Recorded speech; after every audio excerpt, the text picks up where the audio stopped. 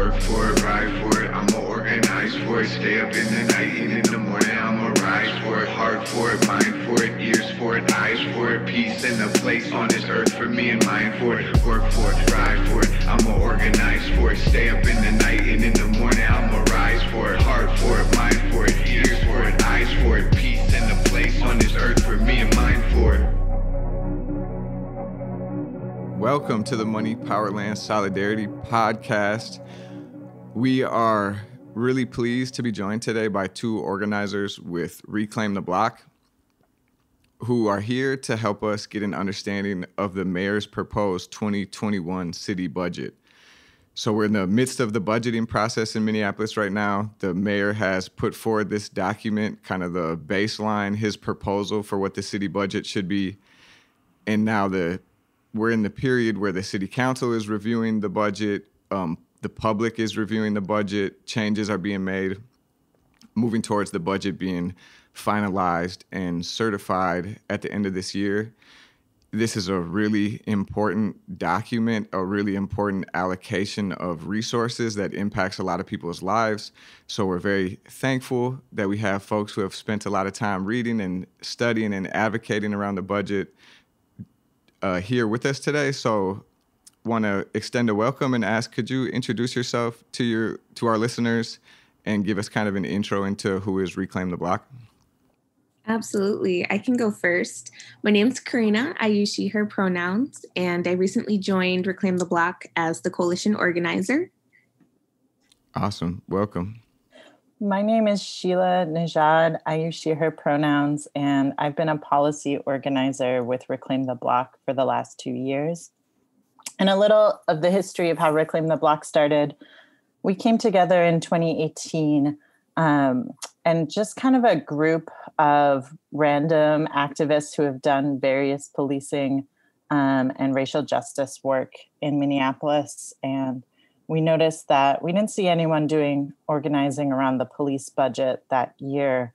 And it was Mayor Frey's first proposed budget. And he, of course, wanted more cops. So we came together that year and learned a lot about the city budgeting process, mobilized some people. And while the overall police budget increased that year, we were able to move $1.1 million out of the budget and into violence prevention. And that kind of led to all the future work of Reclaim the Block, which has been mostly focused around the city budget. Awesome. Yeah. And from my experience, really have elevated and politicized the city budgeting process. Like, this is a process now that a lot of people are paying attention to and are aware of and interjecting ourselves into. So it really, that move that y'all made, I think, shifted things and opened up kind of a new front. I'm sure people were doing budget advocacy before that, but I do think there's a lot more attention and energy now. Yeah, and one thing I should mention is Reclaim the Block is an explicitly abolitionist organization. So while some other groups might be doing work around police reform, we focus on a broad view of what is safety and thinking about how people's needs being met. So housing, healthcare, income keeps all communities safer. It's not just about law enforcement or thinking about direct harm. We need to take a broader view. Absolutely. Could you start kind of orienting us to our review of this year's proposed budget by just kind of giving folks an overview of the Minneapolis budgeting process? Who creates the budget? What process does the budget go through to get certified? Where does the money for the budget come from? Things like that. Absolutely. So the mayor submits a budget. Typically that takes place in August. And then the council or city council looks it over until November. And then there's a period of public comment. Sometimes they have some public meetings where they consider and pass amendments to the budget. And then they pass a completed budget in December for the upcoming year.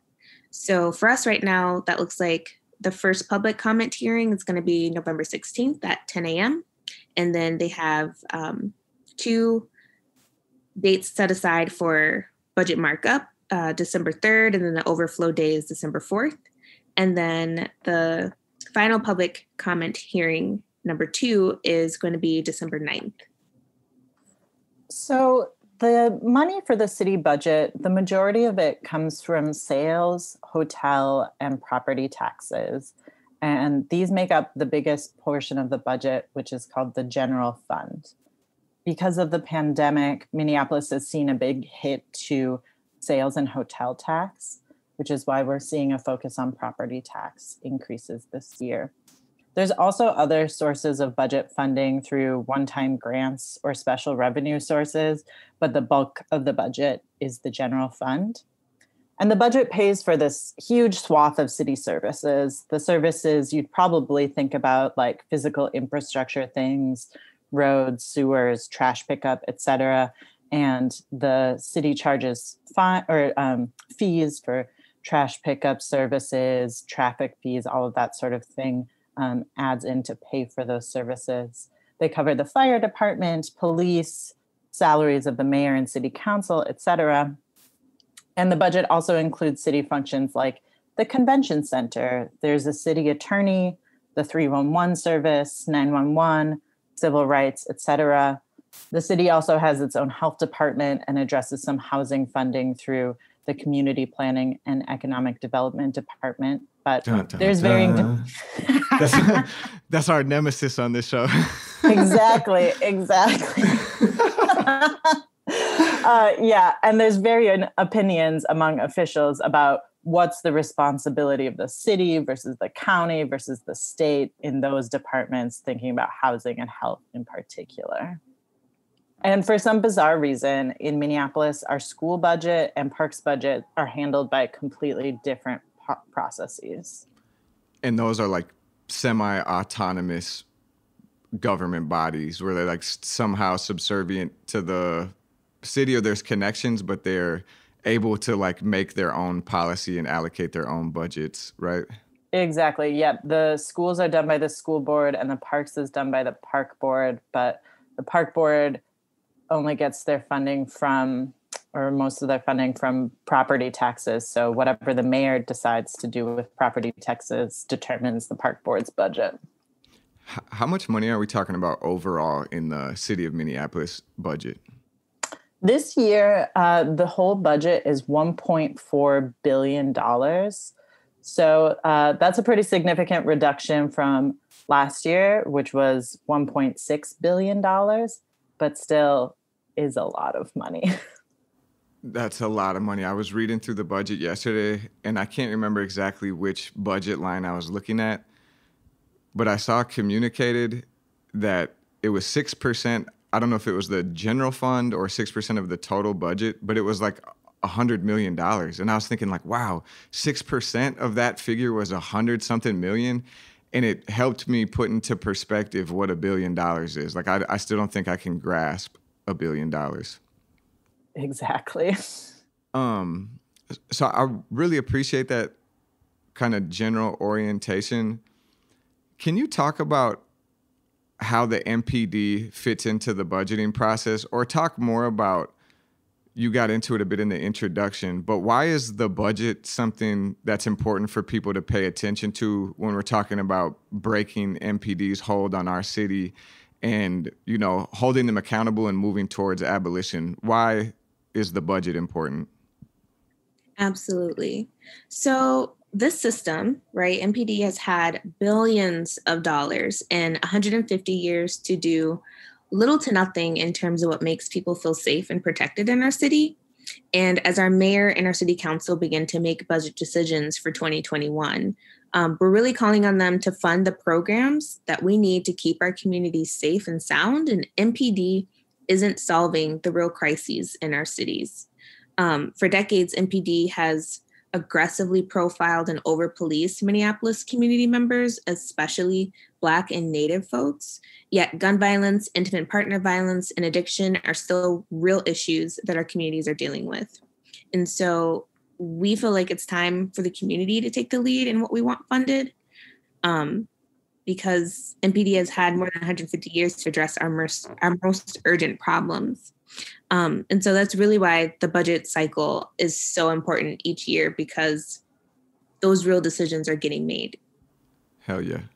And as far as MPD fitting in within the overall budget, so if we look at the last 6 years, so since 2014, the MPD's budget has been growing at an insane pace, especially when you compare it to the growth of the general fund as a whole. So in just the past 6 years, the MPD's budget has increased by 33%, or $40.8 million. So in comparison, $40.8 million in just 6 years. So in comparison, the entire general fund in that same period only increased by 7%. So I appreciated this podcast or this opportunity to do this interview, because I did some more historical research than I've done in the past. And I found out that in the past 20 years, there's only been one numerical reduction in the police budget. And that was in 2004. But it was only because the city decided to move the Emergency Communication Center out of the police department and into the city coordinator's department. Okay. So for all intents and purposes, the city's police budget has increased every single year in the last 20 years. Wow. What I've been thinking about a lot doing this show, because we're thinking about a real estate project, but like you both have spoken on already, these things are all deeply interconnected. So I'm thinking about what else was happening in that 20 years, where the police budget has been increasing consistently. And then zooming in on that 6-year period where we've seen a $40 million growth in the MPD budget that's outpacing, the general trends in the city. And thinking about the connection to real estate, I feel like it'd be interesting to see, different visualizations of the relationship between the rise in property values, the rise in the cost of rent, the rise in the cost of housing, and the increase in the police budget, and there's definitely a relationship there. Like what I appreciate you pointing to in the way that you all look at the budget is that policing is like a part of the economic and political power structure. It's not just that the MPD is like a group of crazed lunatics. They are that, but they also are enforcing the power and property relationships. They're making sure that downtown is profitable. They're making space safe for investment in the eyes of capitalists. So I just wanted to bring that into the discussion as we're thinking about the budget. And I'm not surprised by those numbers, but it's still kind of shocking. What has Jacob Frey's attitude been towards the budget? What has been kind of the general priorities that he's put forward? And specifically in terms of MPD, you kind of already spoke on it, but I think it's important to make that connection. Like, how has Jacob Frey impacted the budget, specifically the MPD budget? Absolutely. Well, Jacob Frey has been invested in maintaining the status quo when it comes to the police budget. If you'll remember, back in 2019, Jacob was booed off stage during his budget hearing where he was calling for 14 more cops. So for folks who don't know about it, he was co-opting the language that Reclaim the Block and others had brought forward the previous year about building a future beyond policing, using more strategies than police. But really, he was calling for an expansion, $9 million expansion of the police budget. And the crowd in this public meeting was chanting Jamar Clark's name, demanding justice. And the response was that Jacob left the stage and the council threatened to bring in security and kick the public out. And a few hours later, Jacob brought the press into a locked room in his office to deliver his speech, which was what was covered on the news and all of that. And that's pretty much been his MO this year, too, because he's been able to deliver his speeches on YouTube. So there's really no opportunity for public accountability. But as far as the details of his budget and his priorities, so it's been focused on maintaining the status quo when it comes to policing. He campaigned on big promises of increasing affordable housing and ending homelessness. And you probably know more about the details of those areas than I do. But from a budget perspective, it's really important for us to look beyond the headlines. So for example, in 2018, he put $40 million into affordable housing. It was on all the headlines. However, that was just one-time money. So if advocates wanted that money in future years, they have to fight for it every single year. And in comparison, his proposed additions to the police force are almost entirely ongoing funds, which means that the police get a bigger pot to do with what they wish. And this is important because of the way the city functions. The city council and the mayor can give suggestions for spending priorities within departments. But ultimately, the department head gets to decide how they spend their department's money, which means that if the police chief wants to use extra money that was allocated by the council for, say, administrative staff, he can redirect that money to special operations without having to check in with anyone. Oh, wow. Mm-hmm. So Jacob's asks every year have been to ask for more cops as the solution to the police violence. His theory of change around policing is that having more police walking their beat will develop more relationships with community members, and police won't act as violently because they know community, and fewer people will commit crimes because there's police around. And there's two problems with this approach. The first is that there's no evidence that more police lower police brutality or crime rates. From the Mpd 150 report, they've shared that, let me see here. In a research study in the University of Cincinnati, they looked at 60 studies on the relationship between the numbers of police and crime levels from 1968 to 2013. And the data showed that increasing numbers of police does not reduce crime, and reducing the number of police does not increase crime. And additionally, there's some talk of, not only do we need more officers, but we need more diverse officers. Right. However, the data shows that hiring more non-white officers does not reduce police violence. Neither does hiring more female officers. They're actually more likely to shoot than their male counterparts. The primary correlation of an increase in shootings by police is not an increase in crime, but simply an increase in Black residents. Yeah. So that's the first part, is the theory of change is just wrong. Yeah.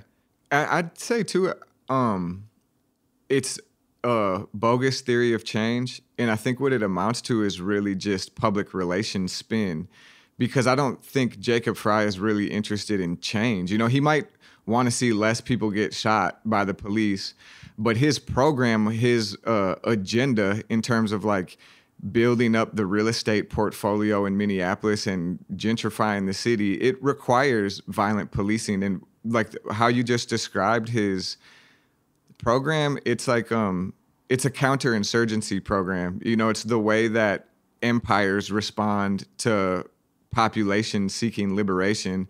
And you frame it as this, we're going to go in and win hearts and minds, but it's a further militarization of people's lives. And then it's painted with this I appreciate you pointing out that press conference in 2019, because that I had forgot that happened.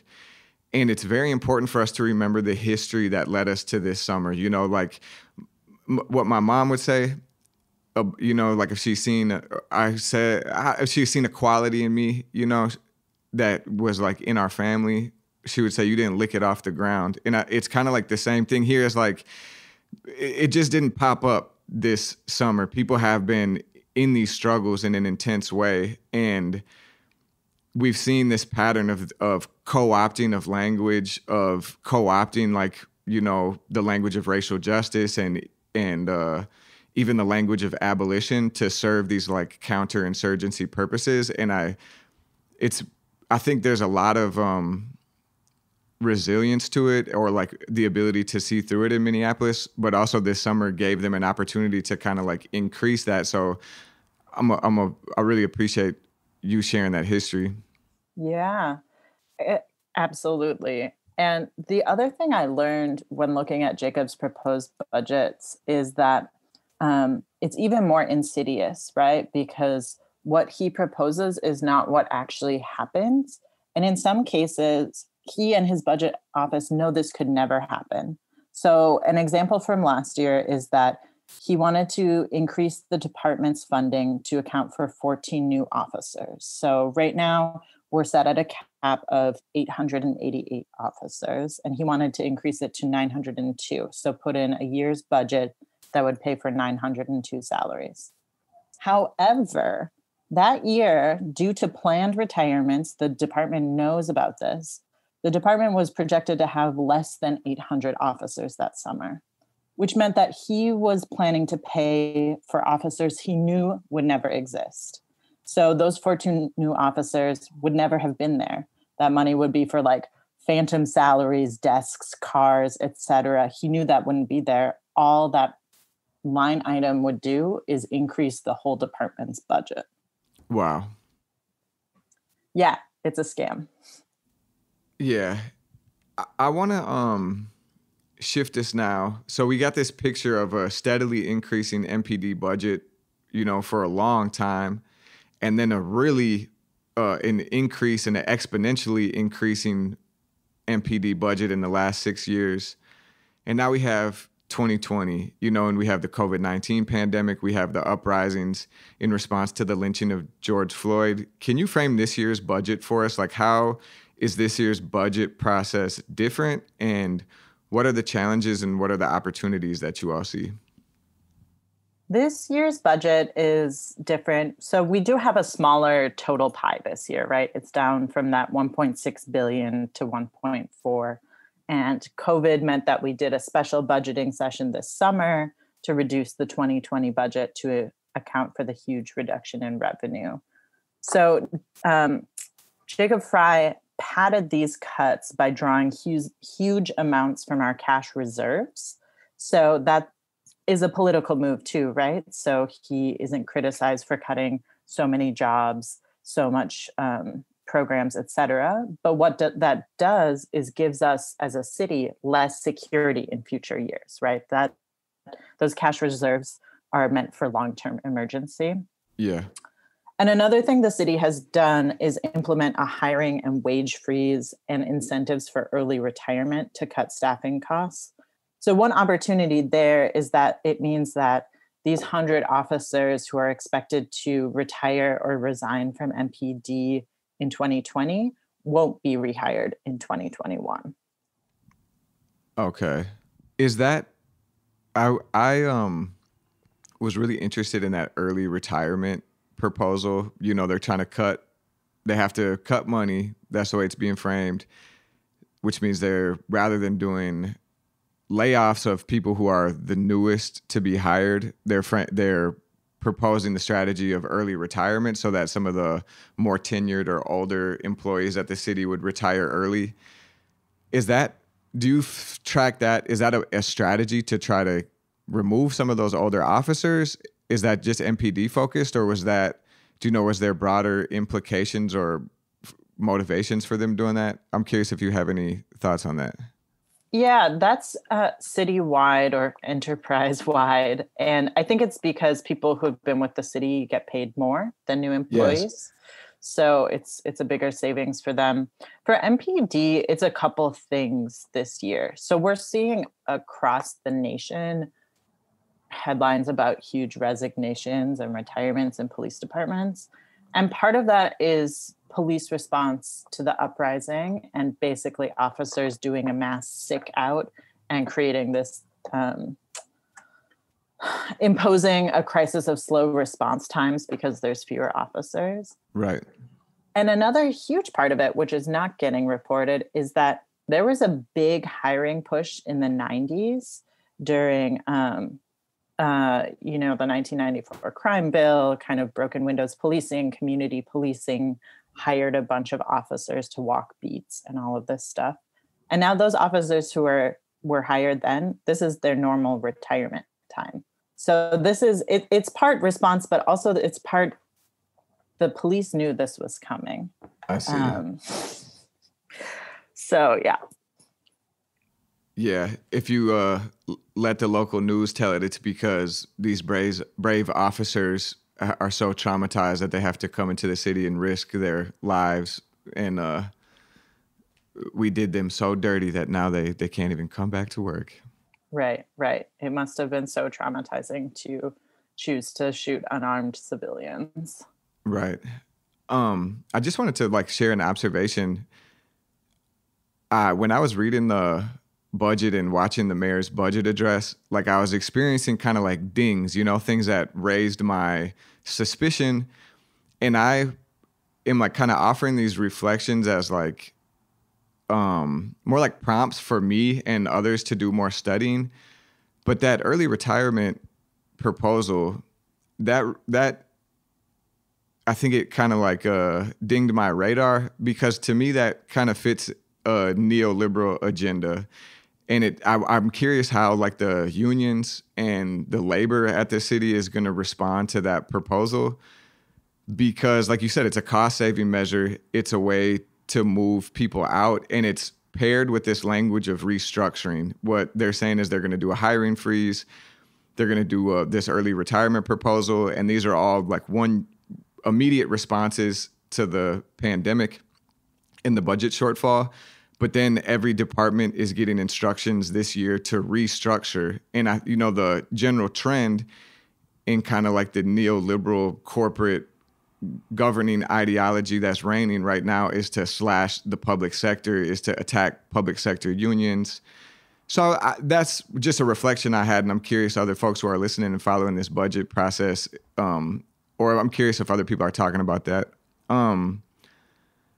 Anything else kind of on framing this year's budget before we get into, or I'll just ask the question. Could you just kind of give us an overview of this proposal then? Jacob Frey put forward his 2021 proposal.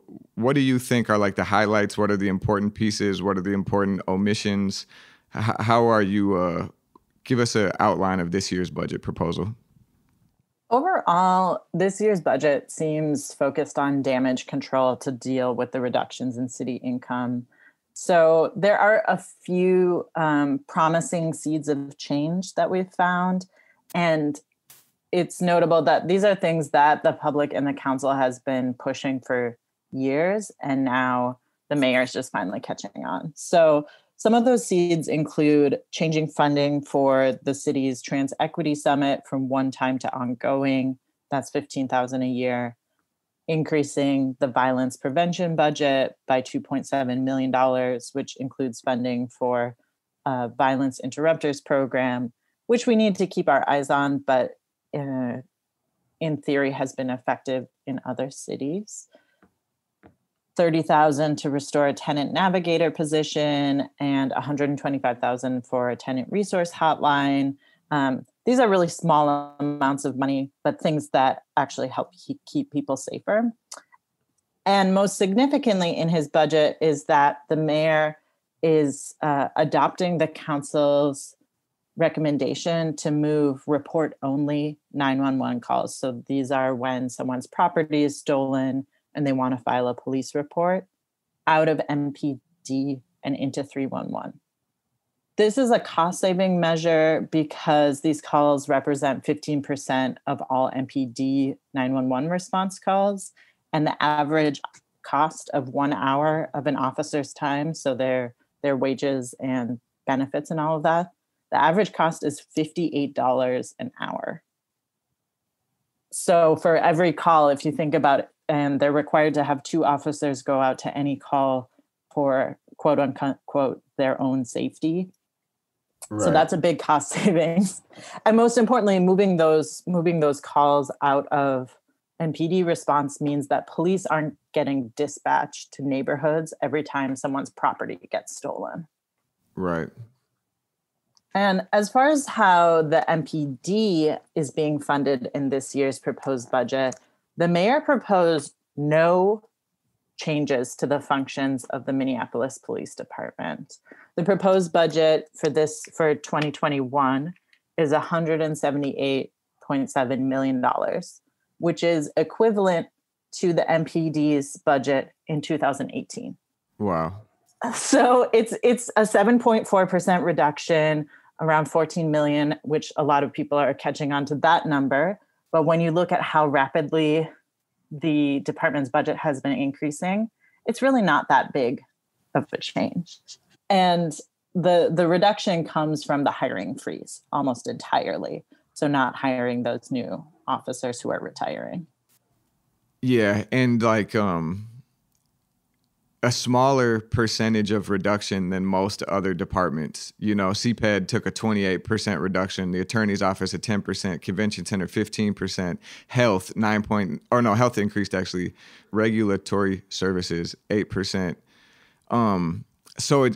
And I'm pretty sure the MPD was the only city department that murdered somebody in broad daylight this year. You know, it's like, again, having to remind myself just the absolute violence and disrespect for them to just act like nothing's happening, basically, to not hold the MPD accountable at all in terms of resource allocation. Like, it's just criminal. I've gone to the budgeting process, the mobilizations over the last couple years where people were delivering public testimony and advocating for the reduction in the police budget. And it's just been gut-wrenching to see people's stories and to see the fight that people are bringing to the city and to just be rejected by the mayor and by the city council. It's I just feel like I had to say that after you said those numbers, because this is a really violent allocation. Absolutely. Absolutely. I was talking to a council member the other day who was kind of uncertain about if they wanted to support budget cuts this year. And I said, remember during the uprising when MPD attacked unarmed civilians to the point where 400 people are suing the city because of eye injuries, and the state is doing a human rights investigation of the last 10 years. Like, maintaining the budget for MPD is endorsing that violence. Absolutely. Absolutely. And there's a few new things, in fact, that the mayor wants to start new programs and like additions in this year's MPD budget. So the first and most ridiculous is this thing called the early intervention system. So this is almost $250,000, and it's a program that's meant to help catch bad cops before they hurt somebody, basically. So it compiles HR complaints, use of force records, all of those sorts of things, and will put MPD leadership in charge of assessing that data and deciding what to do with those cops. It's a complete waste of money to invest in a program that relies on police to be the ones to punish police. We've learned over and over again, it's so hard to fire bad cops. Right. And the trial of Mohammed Noor and other police officers has shown that this blue code of silence means cops don't punish other cops. Absolutely. And it's the whole time he's up there talking about we need a culture change and,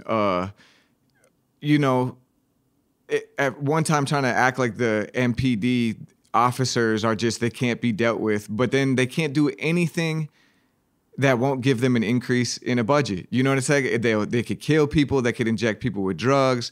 They could, do all sorts of criminality in their own professional and personal lives. They can fail at reducing crime and keeping people safe. And no matter what, they just get money and resources continuously thrown at them. It's just insane. Mm-hmm. Absolutely. Absolutely. Yeah, it's wild. And there's a few other new things he wants that I'd love to talk about, if that's okay. Yes, please do. Okay, great. So the second thing he's doing, or proposing, right? None of this is set in stone. The council can cut this up, modify it however they want. But the city has this cool thing called the 911 Mpd Work Group, and they analyze city data on 911 response and MPD responsibilities and figure out what functions can be moved out of the police department. So Jacob is proposing expanding the mental health co-responder program, which is when a mental health professional is dispatched with a cop. He wants to expand it to all precincts to the tune of $685,000. And this proposal is in direct opposition to the recommendations coming out of the 911 Mpd Work Group, because they've found that these co-responders, what happens more often than not is that the cops go into the situation first and the mental health professional stays in the car until the scene is quote unquote secured, which means that the police are already escalating the situation. And the recommendations from the 911 Work Group are that the city has an independent group of mental health professionals that respond. So Hennepin County has this program called COPE. That's sort of a similar model. And instead of that, he is advocating that we put more money into the police department. And the other thing he's bringing up, so right, he's making a big deal of like, oh, the department is going to be struggling because of these 100 cops we won't have. But he wants to put a bunch of money into getting more recruits and cadets. So he wants to spend at least $500,000 to train in 104 new cadets. So we have to ask ourselves, in this year, in 2020, in our current political climate, who is applying to be a police officer? Yeah. Right, is white supremacists. Yeah. Or like, opportunists, you know, and people of ill motive. It's a further investment. These are these breaking points. You know, if we want to move towards abolition and move towards a real change, when these officers that were hired in the 90s are now reaching their retirement cycle, they should not be replenished. That's all this is just replenishing their workforce to continue to increase it. So this is a breaking point. This is a moment where we should make a different public investment. We don't need any more trained police officers. We need people trained as mental health professionals. We need people trained as youth workers and teachers. This is that moment, you know, so I would challenge any of those city council members, if you're serious about moving in a different direction, like this should be a firm line in the sand. They should do this over you kicking and screaming. Like it shouldn't be allowed. Veto-proof majority, to my understanding, means that. So could you clarify for this for us? The city council, the mayor proposes the budget. The city council has to vote to ratify the budget, right? They have to approve the mayor's budget. And a veto-proof majority means there's such a degree of consensus on the city council that what they vote goes. The mayor can't use any veto to override their vote. Is that correct? That's correct. And I thought, you know, that it was unprecedented that a mayor would veto an entire budget. But then this summer in Seattle, organizers in Seattle got huge wins in their special 2020 budget. They got rid of, they cut the number of officers. They got rid of the homeless sweep unit, the fucking mountain patrol, all of these unnecessary things. And their mayor, instead of working with what the community wanted for these cuts, vetoed the entire special budget, like emergency response budget. And their council had to override it. So a similar thing could happen here. And yes, you need 9 members of the council to override a mayoral veto on anything. Thank you for clarifying that. I just want to say the process out loud for myself and for listeners one time. So the mayor creates a budget, proposes it. The city council then has to vote to approve it. And if a simple majority votes to approve it, it's approved, correct? Yes, correct. But then if a 9-person supermajority votes, okay, so, all right, let me back up. So if a simple majority votes to approve it, the mayor then has a veto power. They could either be in consensus, or if that majority on the city council rejected the mayor's budget, he could veto that decision. But if there's a 9-person supermajority on the city council, the mayor loses their veto power and the city council can enforce their will.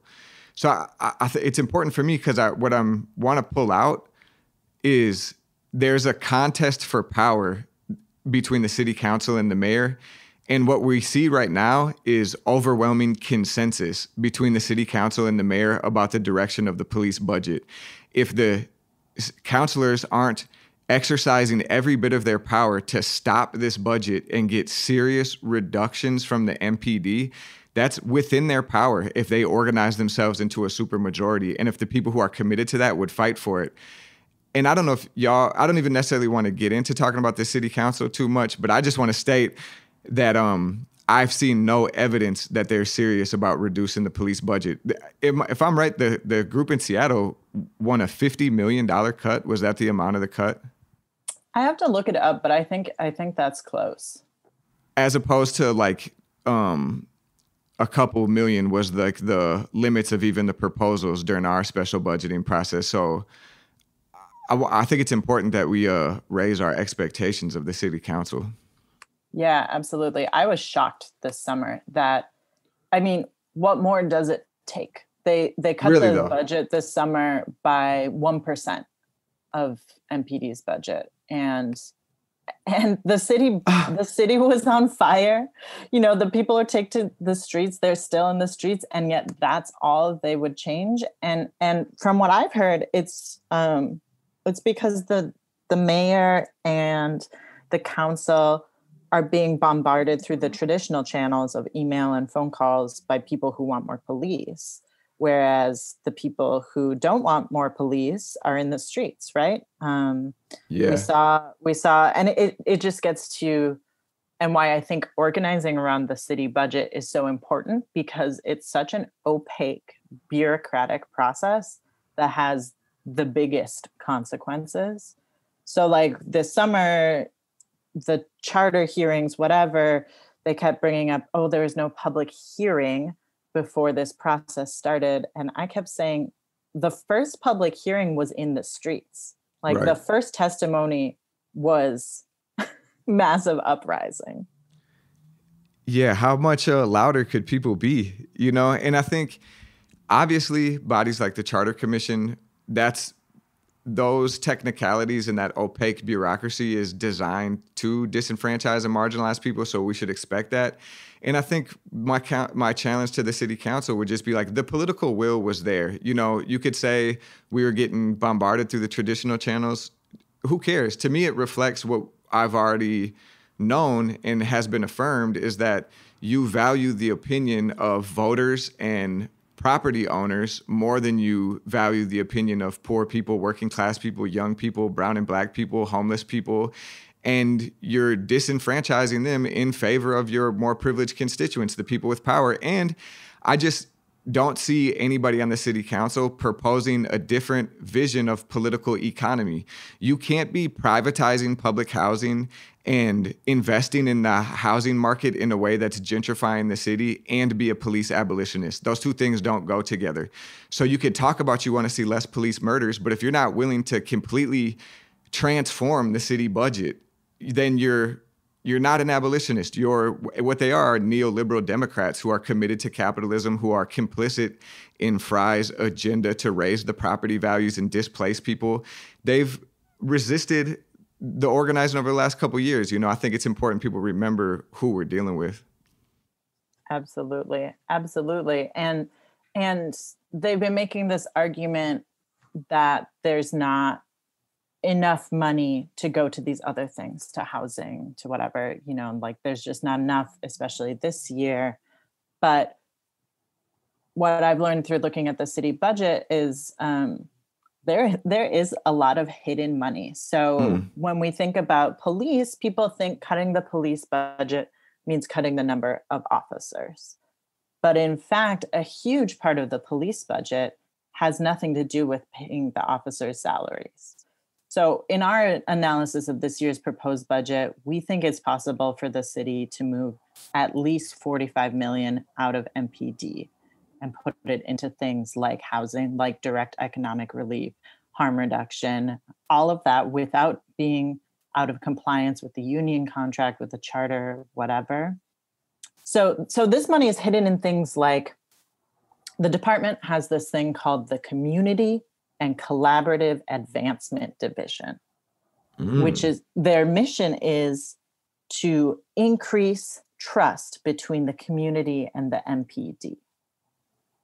So it's their public relations department. They pay for things like the ice cream truck, or they have specific community liaisons. So there is, for example, an LGBT liaison that's supposed to help build trust between the LGBT community and the police.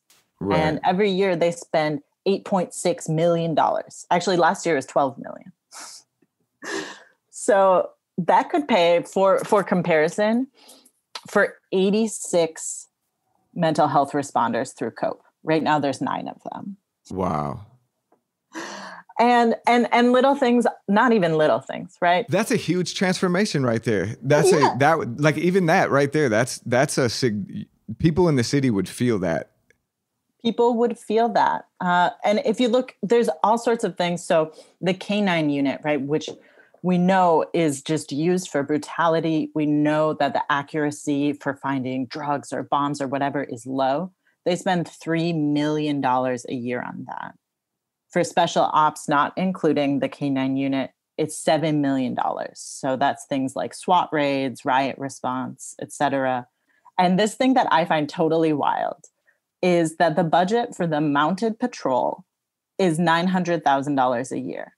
So for the year 2020, in a quote unquote first class city, the mayor wants to spend almost $1 million next year to maintain a fleet of horses, while the community is funding our crisis response out of our Venmo accounts.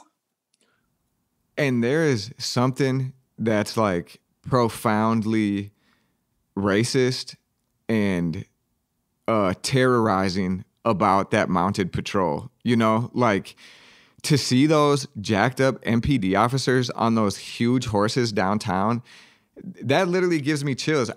I'll tell this, I thought about this when I was reading the budget because I seen that line, and it brought me back to a flashback that I have a lot. Is I had a dream when I was a teenager about getting stepped on by one of those MPD horses. Like it was like a nightmare that's like seared into me, where I was laying on the ground and like an MPD horse like reared up and came down on top of me, and I woke up right when it was hitting me. And that says something about the level of terror I feel around the MPD as a white man growing up in the city. So it's almost like, is that force effective in like real terms in terms of moving people, or do they know the psychological effect of that mounted unit? You know, it's just, that's fucked up.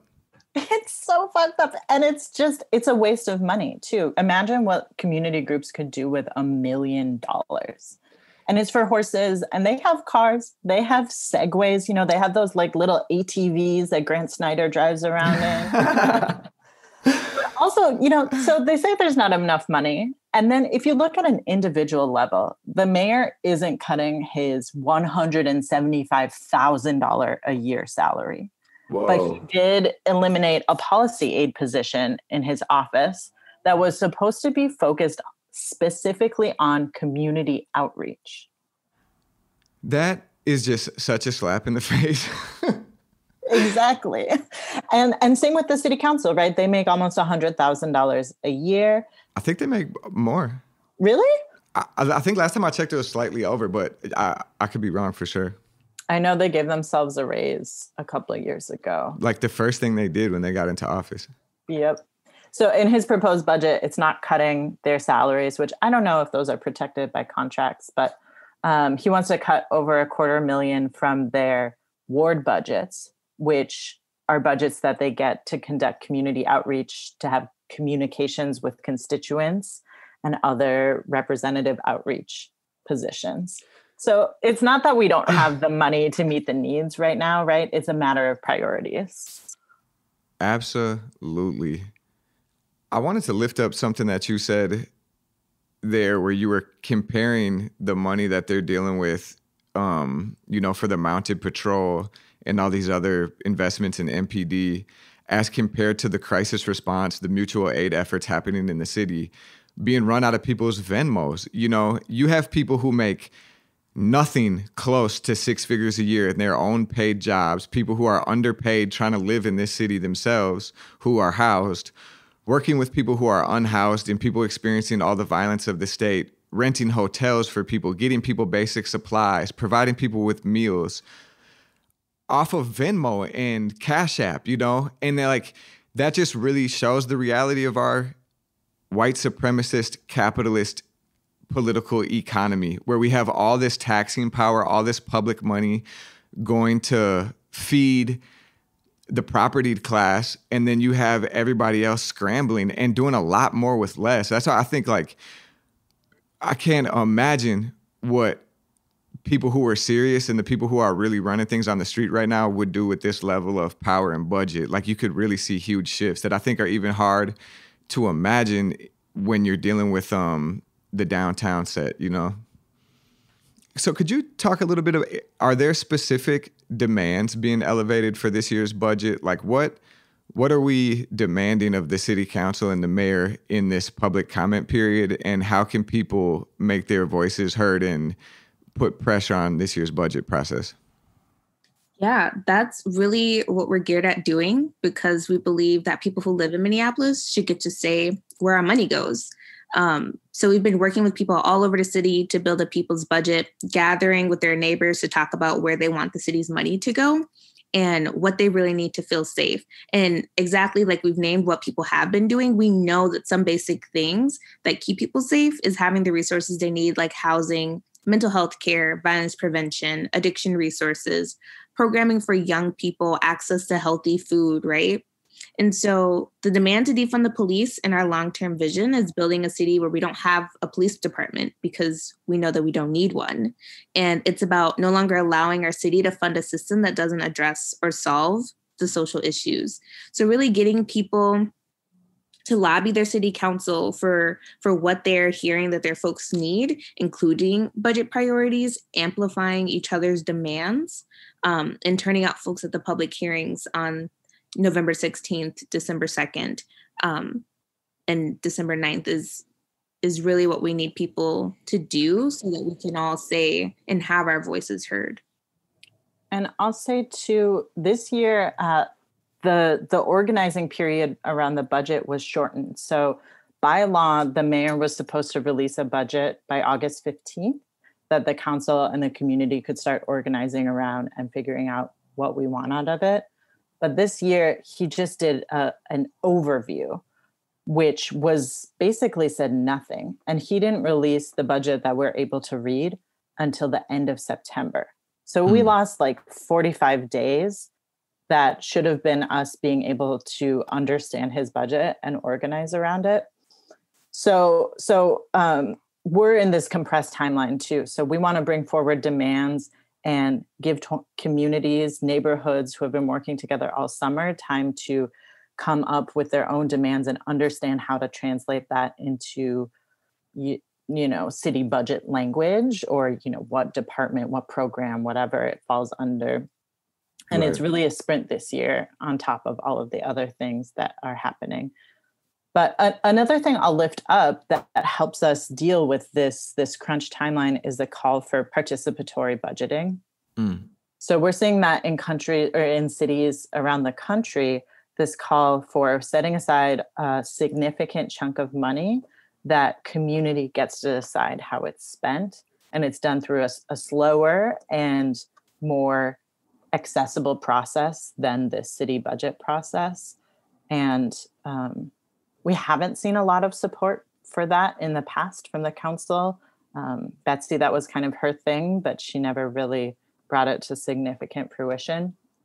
But that would be one way that we could start getting some money to experiment with. And when we think about public safety in particular, we know that opportunities to develop approaches to increasing wellness and feelings of safety have been so underfunded for so many years that we haven't had a chance to really try out what could work.